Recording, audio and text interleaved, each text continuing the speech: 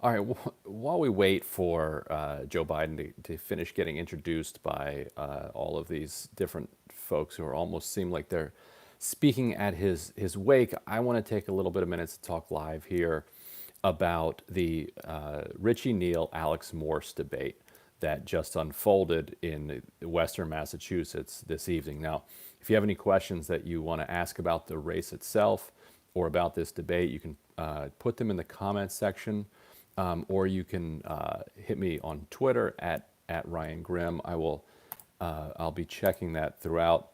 Just give people a second to kind of gather here, and then we can get started. Let me make sure it's coming in here. Okay, so this was the second debate between Richie Neal and Alex Morse. And first, a little bit of background on the two candidates. Richie Neal first he served 6 years as a city council member in the 70s in Springfield, Massachusetts. He was then mayor for 6 years, leaving when he was elected to Congress in 1988. After he left for Washington, people realized that he had driven the city into near bankruptcy, leaving it with about a $6.4 million deficit, which is a huge deficit for a small city of that size.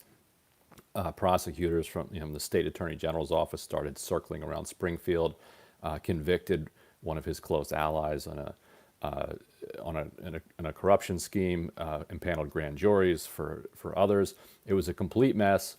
But Richie Neal has been in Congress since 1988. Has been fairly conservative Democrat, what you would call a kind of pro-corporate Democrat over the years.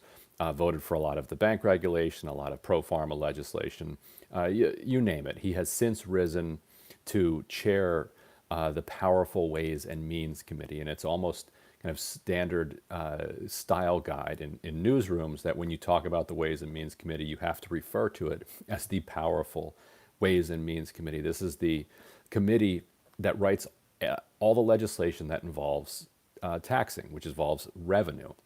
In other words, basically everything. You can find a jurisdictional excuse to kind of put your fingers into anything if you're the Ways and Means chairman.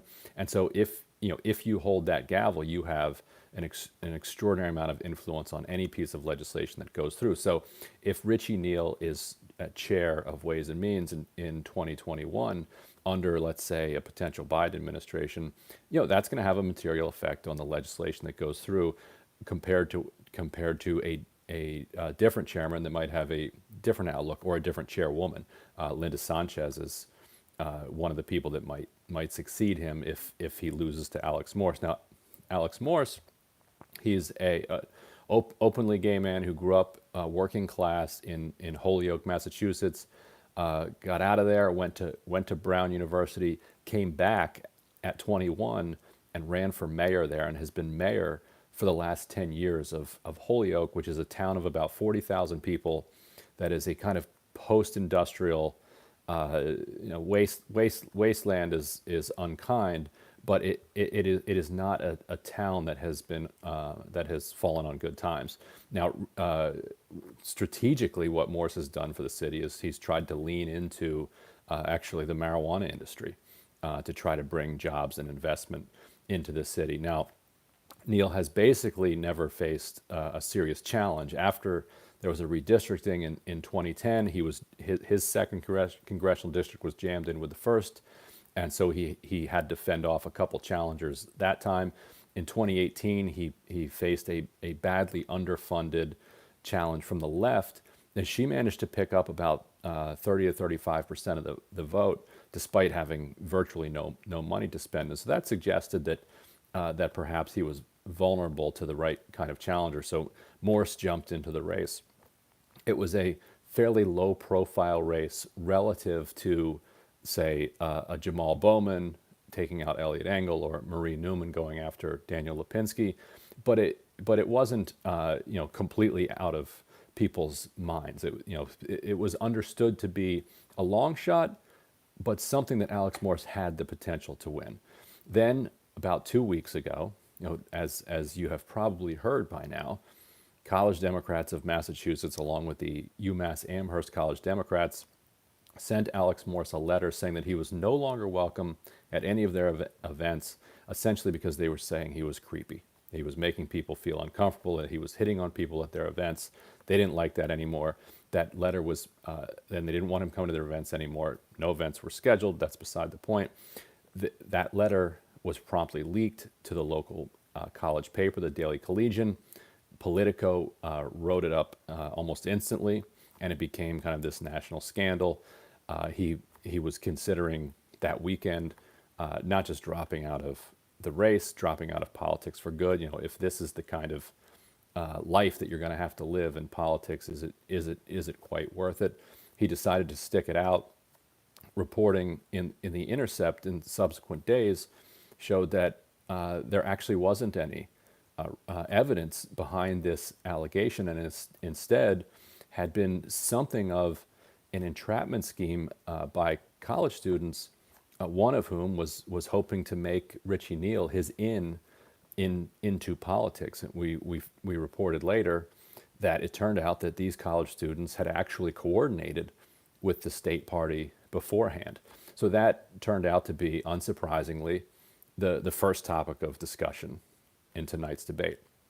The moderator was pressing actually Richie Neal on the scandal rather than pressing Alex Morse, and asking Neal, you know, did you have any involvement with the surfacing of these bogus allegations?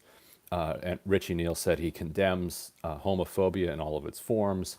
His record shows that he would never do, never campaign in a negative way like this. So he said the students have, said publicly that Richie Neal had nothing to do with it, and there is no evidence that Richie Neal did coordinate on this smear. There is evidence, of course, that as Alex Morse responded, Richie Neal's supporters were involved with this, and the state party, which clearly leans very heavily toward incumbents, particularly powerful incumbents, was involved with it. Now, that doesn't mean that they were doing it at the direction of Richie Neal, and I'm sure Richie Neal certainly wishes that they had not done this at all at this point, because what it has done is it has drawn an extraordinary amount of national attention to the race, which has meant that Morse has been shattering his fundraising records. He raised something like $400,000 since then. National groups that had stepped back initially are now coming back in and redoubling their commitments to the race. Just as Democrats has put in $150,000.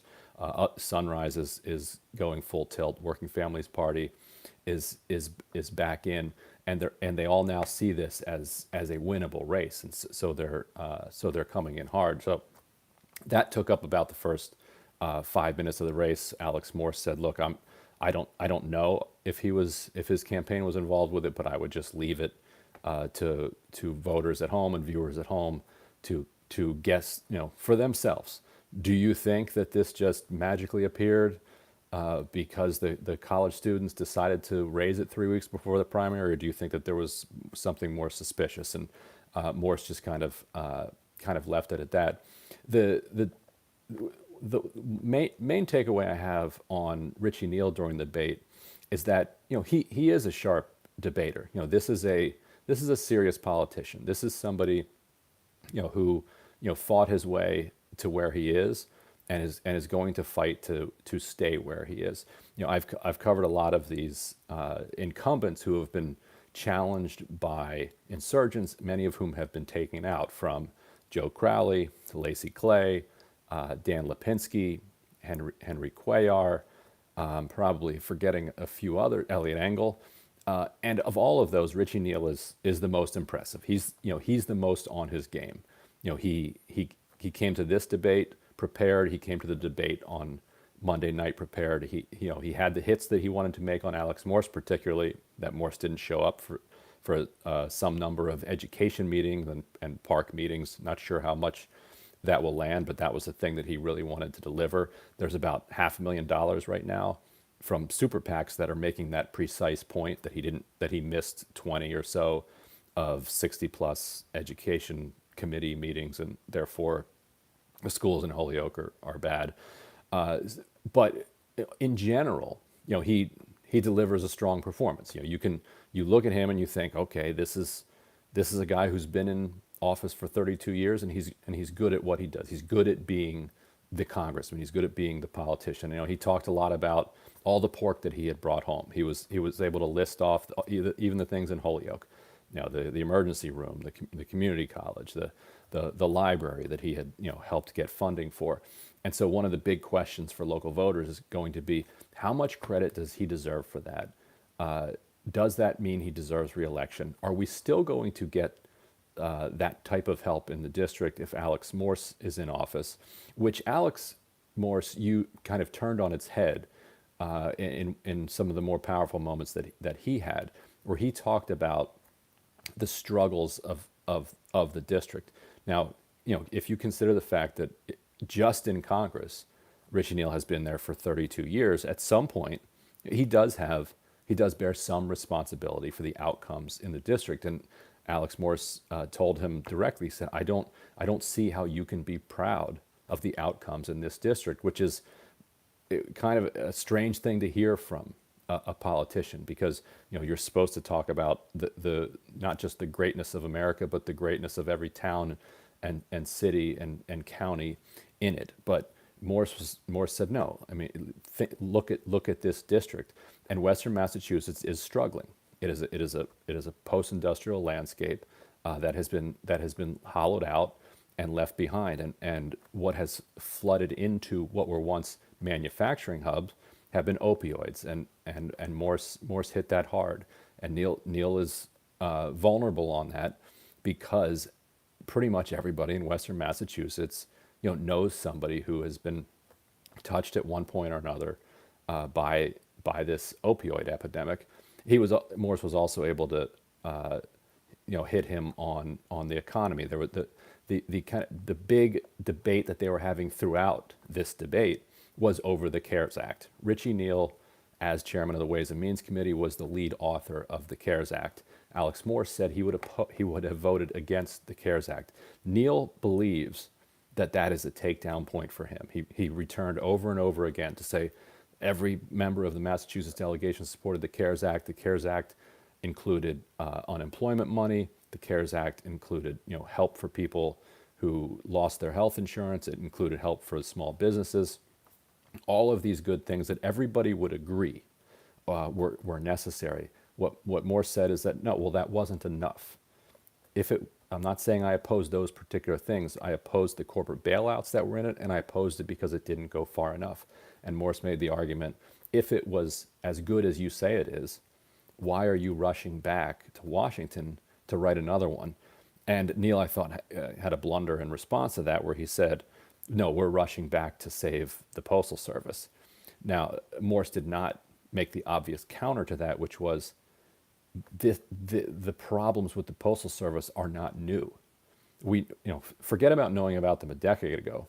We knew about them a couple months ago. We knew in March that they were canceling in Wisconsin and Arizona, or not Arizona, but Wisconsin and elsewhere. They were canceling or postponing in-person voting and trying to move to all mail.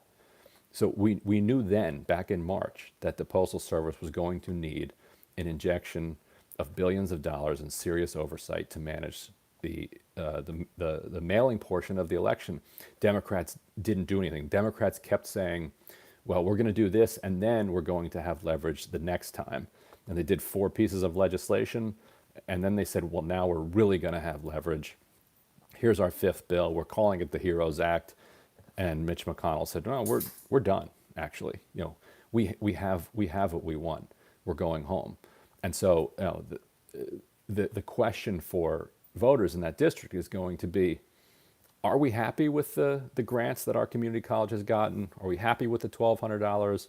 Are we happy with the different ribbon cuttings that have happened throughout this district because Richie Neal has sent pork back home? Or do we need a fundamental transformation of the system? And one of the places where that argument carried out was in the debate over free public college. Richie Neal said, I want to give grants and I'll consider experimenting with free community college, but he wants to help people with the cost of college. Whereas Alex Morse said, no, we need to fundamentally rethink this. Free public college for everyone. Overall, I thought Morse came out ahead because what Morse needs to do in a debate like this is he needs to demonstrate to voters that he's a credible member of Congress, that they need to be able to see him and think, okay, that could be Congressman Morse. That is somebody that could go to Washington and that we would be proud to have represent us. Because Richie Neal doesn't need to do that. He's been there, 32 years in Congress, another 12 years in Springfield politics. The people who are not decided on Richie Neal are not undecided because they don't know enough about Richie Neal. They know who he is. The Morse campaign put out a poll recently that had Richie Neal at 46%. So if you're 4 points under 50% this close to the election, that's real trouble. Now, nobody really knows what the universe of voters is going to look like, and so it's very difficult to trust polls at this point. Morse does seem to have some momentum, but we're going to find out on September 1st. All right, thanks for tuning in, everybody, and we'll catch you guys next time.